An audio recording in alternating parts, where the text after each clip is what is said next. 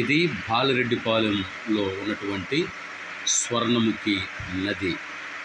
చూడండి, ఇక్కడ అనేక మంది వచ్చి ఇక్కడ నిలబడుకొని చూస్తూ ఉన్నారు.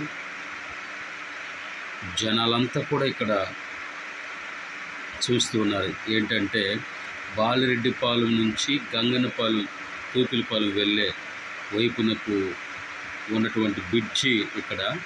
సో లాస్ట్ టైం 2023లో డిసెంబర్లో వచ్చినటువంటి ఫ్లడ్ కారణంగా ఇక్కడ ఉన్నటువంటిదంతా కూడా తెగిపోయి ఈ గ్రామంలోకి నీళ్ళు వచ్చి 2 ఇళ్ళు కూడా కూలిపోయిన స్థితి అందరికీ తెలిసిందే.